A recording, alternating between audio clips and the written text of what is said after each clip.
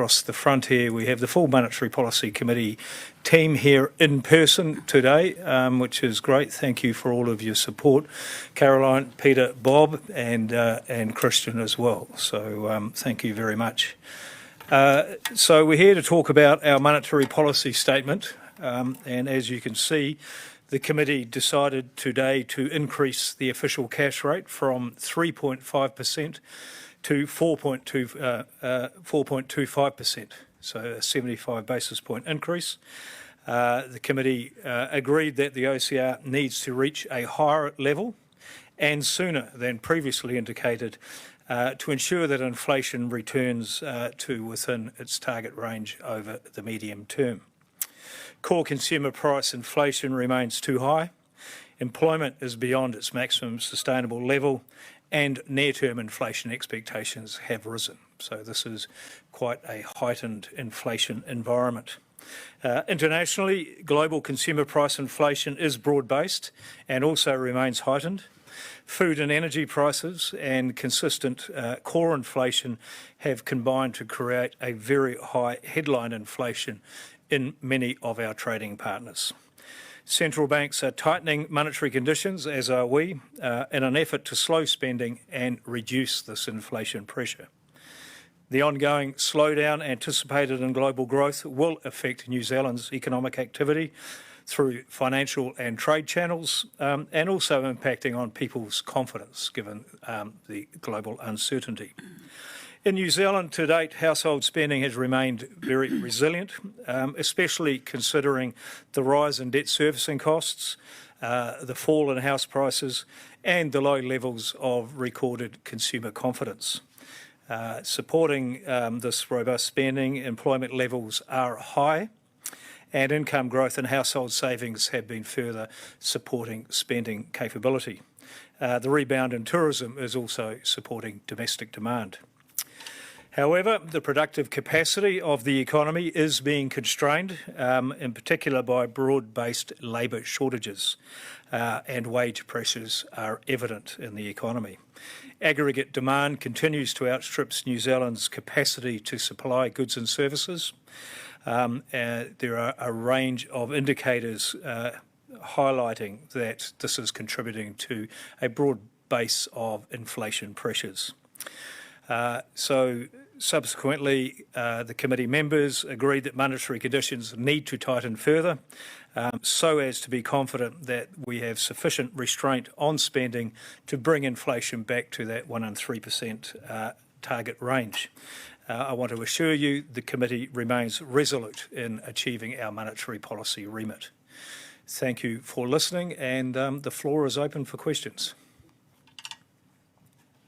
Katie Bradford from One News. A couple of questions from me. First, you've got quite strong warnings, expectations in there about a recession and how it will look different to previous recessions. Can you talk us through that? When can we expect that? What will it mean for people, etc.?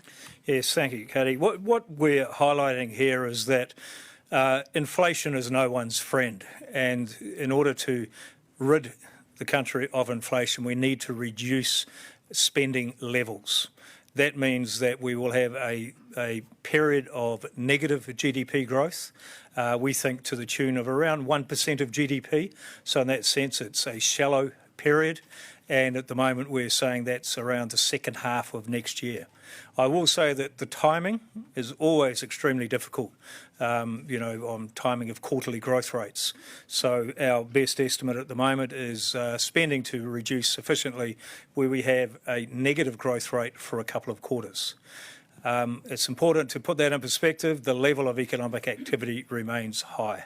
The growth rates will be going backward for a small period. And on wage growth, do you think that wage growth needs to slow down, and do Kiwis need to stop spending so much on that side of those drivers of inflation? You've nailed it on the head. I think that the sooner inflation expectations, the sooner wage expectations decline back to being consistent with our target, then the less work there is for monetary policy to have to do. Otherwise, it has to come through a drag on spending, which we are imposing through higher interest rates, and the longer that takes to feed through to inflation, the more costly it is. So it's all about expectations. Are people not getting that message? Are they not listening to you? Spending remains strong, and firms are sitting there with a wall of demand in front of them. Their challenge is they can't meet that demand in the absence of chasing labour and input goods and services. So spending has to come back down, the growth rates of spending. So, it's a loud message that in the absence of expectations, it comes through the real side of the economy. Tom Pulastraker from Stuff. When you delivered the last monetary policy statement here in August, inflation was roughly where it is today, or very close to where it is today. Same with unemployment. Those numbers have barely budged. Yet we've seen a completely different response from the bank today, with a forecast for the OCR being about 1.5% higher than it was forecasting in August. Why the lurch when the the underlying numbers there haven't changed? Yeah, great question. I'm going to pass over to Paul to talk about the surprise, I suppose the near-term surprises to inflation expectations and spending behaviour. Yeah, so essentially we've seen inflation and inflation expectations persist for much longer than we were anticipating back in August, and that has been driven by things like resilient household spending. It's been driven by a tourism recovery that's been faster than we were anticipating back in August. It's also, global growth is moderately weaker, but not sort of beyond what we were expecting back in August. So essentially, we've got more strength in our economy, and inflation is hanging in there a bit higher. Inflation expectations are hanging in there a bit higher than anticipated, hence the higher rate track. It's sort of the longer inflation persists and the longer it sort of drags up inflation expectations, the more we have to work to sort of get that back down in its box. Yeah, probably one of the biggest near-term differences and challenges to the committee is just the next couple of quarters on actual CPI inflation. We've been very reluctant to call a peak of inflation, and it's just going to hang around these levels. So, 1 quarter of a 7% inflation is quite different to a few quarters in the row of it hanging up there. Governor, Ben McKay here from Australian Associated Press. You don't have a meeting, Monetary Policy Committee meeting for 3 months, I think now. Did you consider, how did that influence decision-making at this meeting? And did you consider a summer gathering given the unprecedented and worrying conditions? So we've got a regular timeline that we put out. The conversations we had at the committee weren't about how we dish up the meal. It was about what is the meal and how soon does it have to be served. And the decision was that the meal was higher than otherwise expected interest rates and to get there sooner than we had anticipated. So, we're comfortable within the timelines that we've imposed to achieve that. It's not like we don't stop watching the economy and wake up again in 3 months' time. We will keep a live eye on how things are evolving. Can I also ask, just because I work across the road on your reappointment, did you consider the ramifications of taking another term as governor, given the various and growing political opposition to that? I really didn't understand the question. Sorry, you were working where? At Parliament. Okay. The question is, did you consider your future and taking another term as governor, given the growing opposition to that happening? The decision is made from advice from the board, who were full support, and the minister accepted their advice. And this institution is not a political institution. Our terms are 5-year terms, deliberately to go through political cycles. Giles Beckford from Radio New Zealand. 2 points. First of all, you have some discussion there about 75 and 100 basis points. Just how close was the decision on 1 percentage point rise? And secondly, about lag. Note the comment made by Jerome Powell recently about having to rethink their assumptions about the lagged effect of monetary policy and its impact. I just wondered whether you were rethinking your assumptions as well. So I'll come to the lags, Karen. We can chat about what we're seeing and how it's feeding through. Paul, perhaps we'll just go straight there, actually, just the lags between the OCR and... I'll just talk a little bit about the monetary conditions. So we don't believe they're as contractionary as we had previously anticipated, and there's a couple of things that we'd call out there. First of all, higher actual inflation is feeding through into higher inflation expectations, as the Governor's already pointed out. As a consequence, in the shorter run, interest rates that are deemed to be neutral from a monetary perspective actually need to be are higher. And that means actual interest rates need to increase further in order to do the work that we need them to do. But in addition to this, while we've seen an increase in wholesale rates since the August MPS, that hasn't flowed through on a one-for-one basis through to retail rates. And banks are well funded in what is essentially a lower credit growth environment. They're carrying higher levels of deposits. So deposits are making up roughly 70% now of bank debt funding. And the mix of those deposits, importantly, are more heavily weighted to lower earning transactional deposits. And so what we aren't seeing is the same level of pass-through to mortgage rates as well. And when we think about it from a transmission perspective, that's the important fact that needs to be taken into account. And on the 50, 75, 100, I think it would be fair to say the committee spent more time on 75 versus 100 than they did with 50 versus 75. And as we note in our document there, I mean, the decision was in consensus on 75, cognizant of how much we've already put in the pipeline.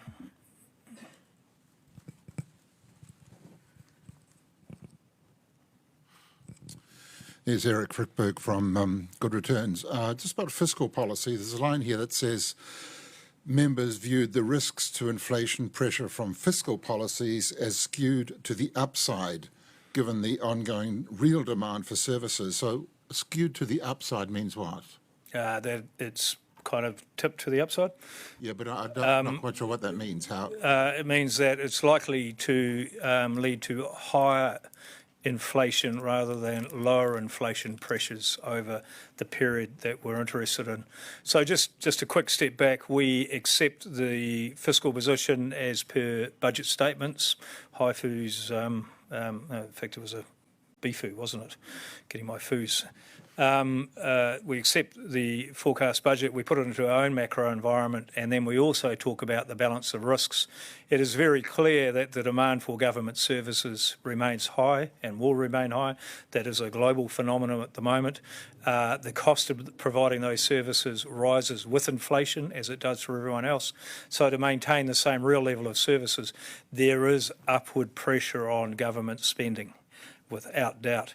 On the balance, that gives us comfort on that side is that a higher nominal GDP economy also means higher tax returns. So we have to think of both sides of their balance sheet when we think about the impulse of government spending on actual inflation.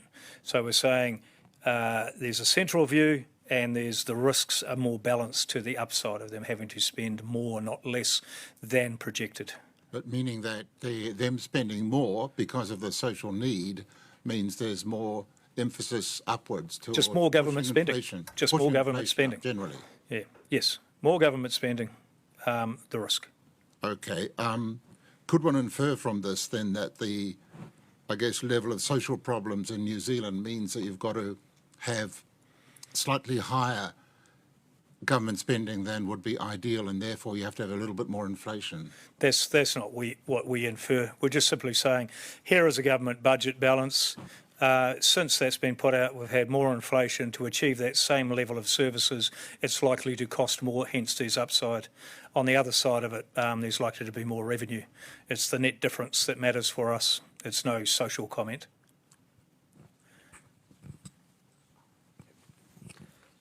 Luke Malpass from Stuff.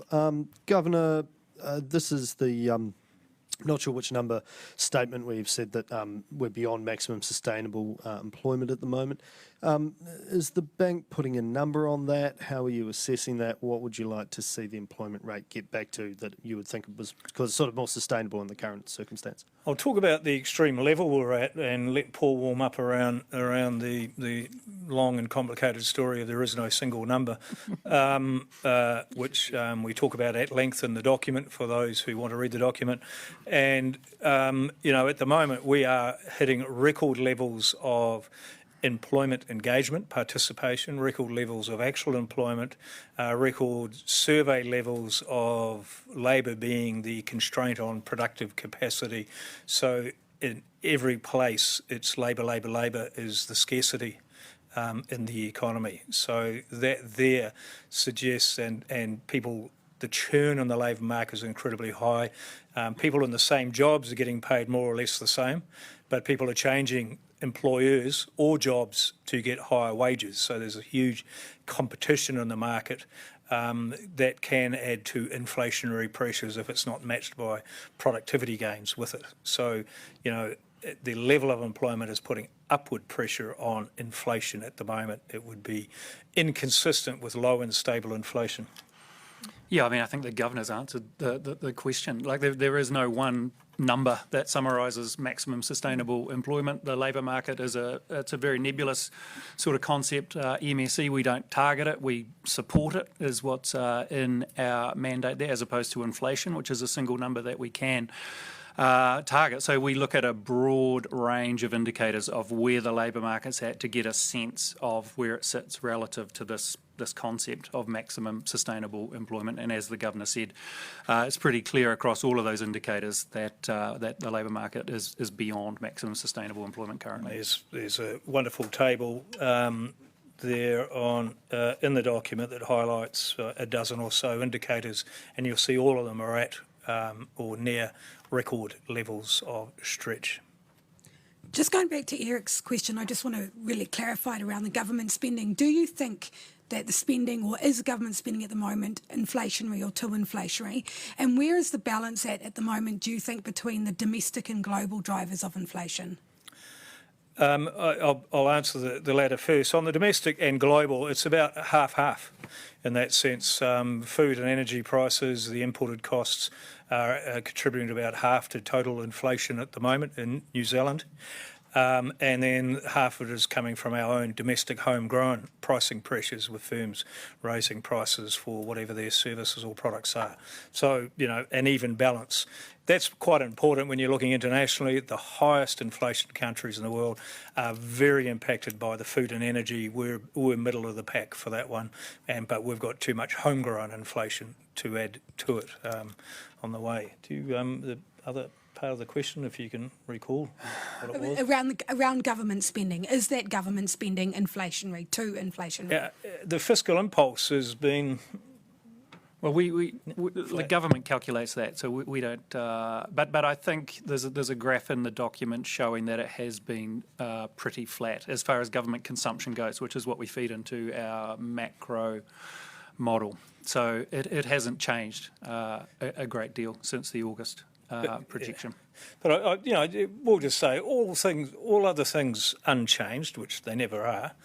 Higher government spending means higher demand in the economy, which means upward pressure on inflation for us, and vice versa. So that's a nice simple one, but then it becomes far more complex, because how did they raise their revenue? Was it through increased taxes? Was it through increased funding of spending? And what are the nature of the spending that they're doing? Is it long-term infrastructure, productive capacity creating, or is it more short-term welfare spending, or whatever it is? So it's always a complex picture. Over recent times, it's been broadly neutral, if not slightly negative fiscal impulse. Looking forward, we see a risk to the upside because of the cyclical place we're in at the moment. We are looking at a recession, and you're talking about Hey. The employment market being unsustainable. You're talking about the fact that wage inflation needs to drop, which means that obviously workers are going to have to take real wage cuts. Is there another way of doing this? The only way that we get inflation under control? In terms of, there are many, many ways you could do it. There are not many tools we actually have, though. The most simple way of maintaining inflation is having very low and stable inflation and wage expectations so that people aren't rushing to have wages catching up to inflation that then just catch up to wages, and that continuous heinous spiral that is no one's friend. So we're here to stop that spiral. We can only stop it using the instruments we have, which is the interest rates, and it's a blunt tool, and there are real wage, real employment, real activity implications of that. That's the way through. Other sides are increasing competition, putting in, lower inflation, increasing the productive capacity of the economy, having a much bigger supply side, increasing the actual resources that are available to us to produce our goods and services. As long as they are static and demand is too high, then we have no alternative but to actively work to reduce demand. The impact on the labour market will be a function of how quickly firms stop raising their prices and workers feel they don't need to be chasing higher wages in hindsight. So that's that's the full picture. It truly is in the hands of price setters and wage setters. We can only react to what's in front of us. Alexa Cook from News Hub TV3. Can you please explain for the average Kiwi what the coming year might look like, how tough it might be, when there might be a recession and for how long? So for New Zealand, I would say we are in a relatively strong position, that is globally and in a business cycle, and we should never forget that. We have very sound and strong financial systems. We have the employment levels at record highs. We have household balance sheets in a strong position. Even with the recent decline in house prices, they are still well ahead of pre-COVID levels. So we are in a very strong starting position. But demand is still running faster than what our economy can supply, so that level of activity has to slow. It will still be at a strong, high level of economic activity in New Zealand. It just can't keep growing at the growth rates we have seen recently. So, in a relative sense, world class, in an absolute sense, yeah, think harder about your spending. Think about saving rather than consuming. I know that's a strange concept. Just cool the jets. And in terms of the recession, when, where, how long? So at our best estimate, we're much better at talking about the levels where things need to be as opposed to the timing. We're talking about a reasonably short period, 2 to 3 quarters, of a shallow recession. And what do I mean by shallow? 0.5% down in GDP, Q2 next year, another 0.3 following on. These are well within standard errors of GDP estimates on a quarterly basis. So this is, I'm not sugarcoating it. We need to slow spending. But remember, the number one complaint out there at the moment is, I can't find anyone to work for me. And this is one of the monetary policy implications of that statement. Janae Tibshirani from the Herald. I just want to talk about the risks of perhaps, responding too much to inflation. I just want to try to reconcile two different statements from the bank. At the review of the monetary policy of the past 5 years, I think, Paul, correct me if I'm wrong, you might have said that, if the bank didn't stimulate as much as it did at the pandemic, we might have inflation in the 6% at the moment. So I read that to mean that, the bank was putting quite a bit of weight on the offshore factors in terms of drivers of inflation, things that it can't control. But now we have, quite an aggressive response to inflation. I think you might have just had it upside down a bit. What we're saying is that our core inflation is too high. Let's just say that outright. Mm-hmm. Our core inflation is, one of our better estimates is 5%. Just north of 5%. That is too high, irrelevant of when we started. That is homegrown. That is the interest rate sensitive part that we can influence through interest rates. A lot of the rest is just delivered to us via whatever else is happening globally. The comment, Paul, that you were making was with that core. It was actually about if the Reserve Bank had tightened sooner. in 2021, which was one of the findings of that review, was that with the benefit of hindsight, we could have tightened a bit sooner. But as you say, there are many factors driving inflation. Monetary policy is one of them. So had that been the case, we would have marginally lower inflation today than what we currently do have. But the real sticky stuff is that core homegrown.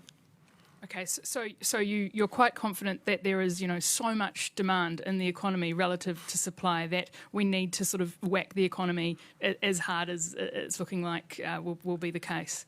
We don't use the word whack, and I'd also like to point out that's where wholesale interest rates have been for quite some time now. So really, what are we doing? We're putting the peg in the sand to confirm where market pricing has been for some months now.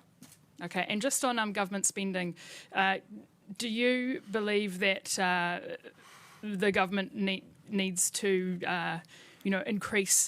decrease quite substantially the amount of additional sort of operational expenditure? We've got, some events coming up that might shed light on that.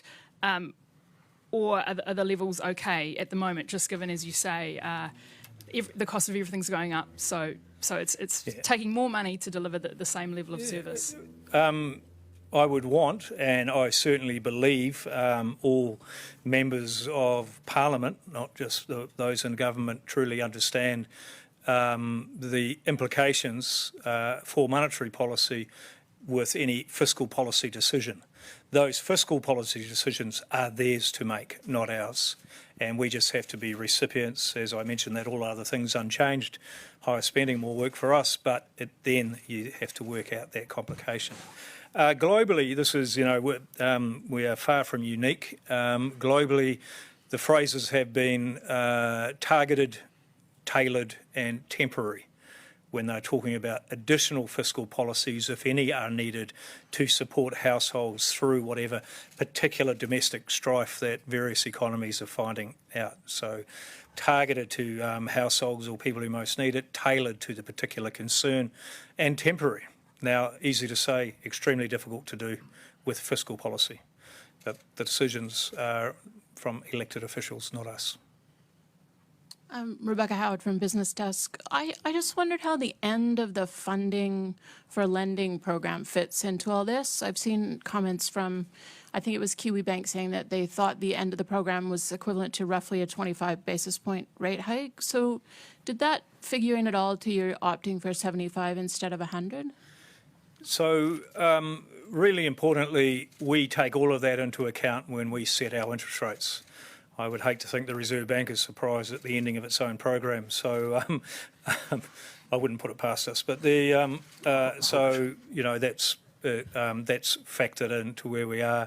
I agree, it's small beer. The thing you've got to remember is that the FLIP provides funding at the OCR, so as the OCR goes up, so does the cost of that funding.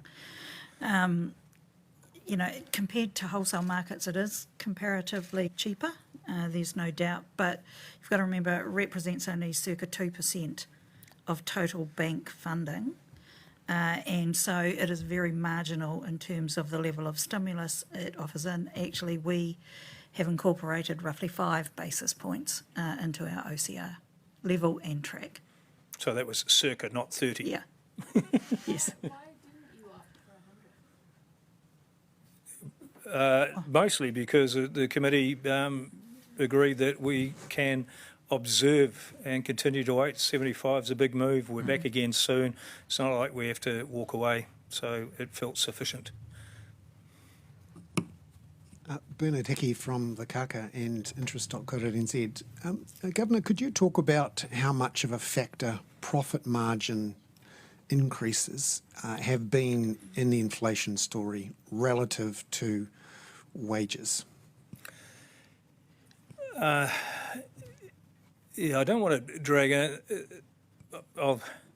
It's a kind of a tautology, really. You can, if your input costs are going up, you can absorb those and have lower margins, or you can maintain those margins by putting your prices up. So clearly, trying to preserve margins is a big part of the inflation dynamic that we are trying to head off at the moment. So that's the case, and there it lies in the continuous battle between owners of labour and owners of capital. So why then has the bank in its box talked about the risks of a wage price spiral, but hasn't necessarily talked about the risks of a profit price spiral. We believe that generally it's an incredibly competitive market. At the moment, the most competition is for labour and wage setting. Out there, firms are competing against a broad range of people. Firms can't just go off and try and set their own profit margin. They can try and control their own internal costs. So. Tom Pullistraker from Stuff again. We have 3 members of the Monetary Policy Committee from the bank here today to talk about the decision, which is great. Would you encourage the 3 external members to also explain the decisions, why they supported the decision today, and just separately to that, an former assistant governor to the Reserve Bank has expressed surprise that the 7 members have always been able to reach an agreement over the past few years in what are clearly very turbulent circumstances when the monetary policy statements you've released have dished up some surprises. What are we to make of that? So the first one is we actually have all 7 members of the Monetary Policy Committee here. We've got 2 people who are here to support me, who staff been sitting right through it, but the others are in the front row here, and we can do something to show our consensus, but I won't make you do that. The Monetary Policy Charter, of which some journalists have chased me to ad nauseum as to whether I'm meeting it or not, in fact written stories about how I'm not, explicitly say that for the first 24 hours or so, it's the Governor who is the spokesperson for monetary policy. Post that, people are able and free to talk and willing, should they be willing to. And there's just a few human niceties, like make sure other people know if you're talking and try not to say it was them, not me. So, that's the basic components of it. On the consensus, we spend over a week in a room going through a series of forecasts that are deliberately laid up to lead us towards a decision that we can all live with. That still doesn't rule out a vote at all. We just have never felt the need to go to a vote. Now, I've said that in front of my members, is that that's the case. Okay, thank you. So just to check I've got that correct, apologies for not recognising the 3 members from the backs of their heads in front of me. Hi. Will you be encouraging them then over the, from the next 24 hours onwards to explain the decisions that they've reached? Would you be happy with that? Would you encourage them to do that? No, they are free, independent, wise people. They can choose to talk when they need to or wish to. I am not their master. Thank you. Matthew Brockett from Bloomberg. So you're accelerating your tightening after already a year of rate hikes. Is that because you see the beginnings of a wage price spiral? Is that the fear that we're looking at a spiral that gets out of control, or? We certainly want to head off inflation expectations rising, which they are at the moment, and remaining at a heightened level, which they are at the moment. That is our sole target. We need to get inflation down. All of the rest then follows for us on the way through. The longer inflation stays up, the more likely people are going to be demanding for higher nominal wages. And if that starts to lead inflation, then we really are in a position. At the moment, we see wages lagging inflation. So it's inflation that worries us.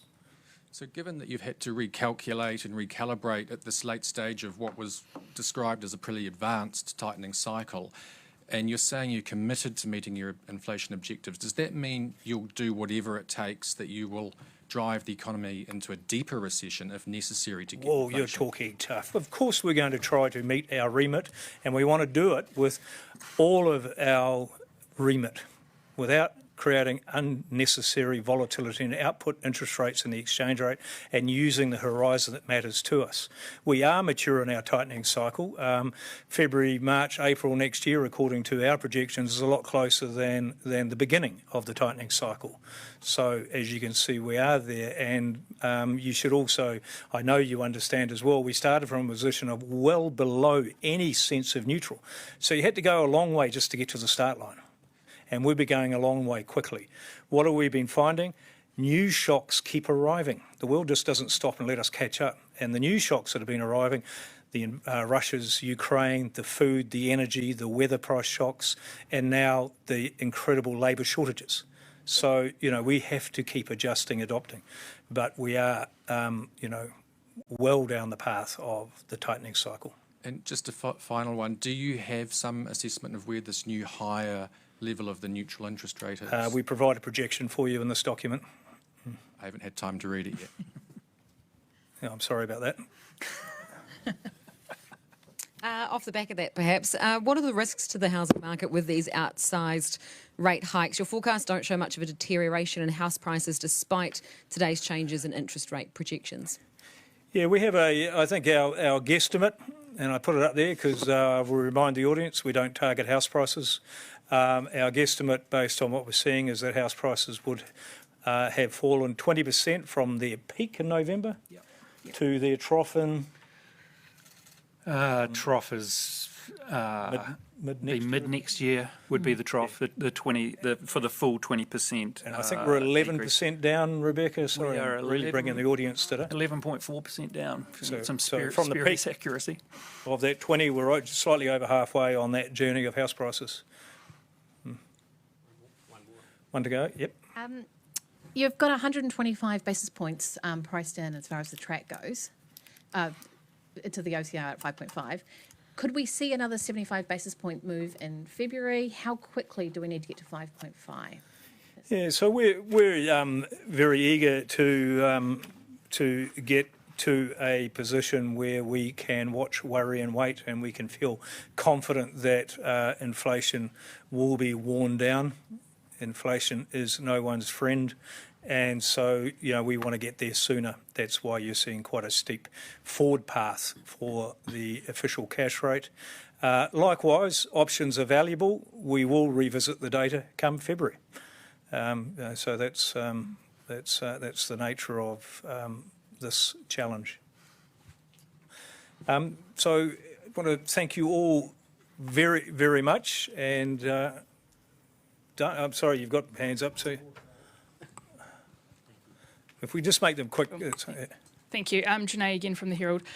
Just a question about the bank's settlement accounts with the Reserve Bank. These have become quite large, obviously due to all the stimulus provided and are due to decrease. But I'm just wondering whether the Reserve Bank would give any consideration to paying banks a lower amount than OCR on part of those balances, in terms of to save taxpayers' money. Of course, you don't want it to affect the transmission of monetary policy, but it could be a saving. Do you have any thoughts around that? Yeah. So the OCR is our primary tool to affect monetary policy. So if we started to pay less in terms of the settlement cash balances, then we're going to start impacting on overnight cash rates, which are obviously the indicator that is part of that transmission into wholesale rates and then into retail rates. So no, that would make no sense. No. It would be contrary to trying to tighten your monetary policy, your monetary stance. Just a quick question on this difference between the retail rates and the wholesale rates. The comment from the committee that the retail rates have not risen as much as the wholesale rates would imply. Could you give us a sense of how much of a difference there is there, and therefore how much you'd like them to catch up? So what you've seen is a narrowing between the wholesale rate, so the swap curve, and the retail lending rates. And certainly it's much narrower than historically. As I said earlier, that's being driven by the fact that banks are very well funded. The mix of funding that they have is quite heavily weighted towards those lower transactional balances. So that means that the banks are able to still generate the same level of net interest rate margin, but they're actually generating it because the funding costs are lower. Because of the mix of the funding that they've got at this point in time. So I think we've got that in there, but I think it's narrowed to about, I just can't remember off the top of my head, it might be about 100 points or something like that. We can come back to you and let you know what that is. Again, these are estimates, and the bottom line is, as banks need to rely more on wholesale funding as they go forward, they'll have to pay the wholesale price of funding. Yeah. It will normalise over the forecast period, is what we're saying. Okay, wonderful. Thank you very, very much, everyone, and may you have a wonderful and sensibly spending Christmas. Thank you.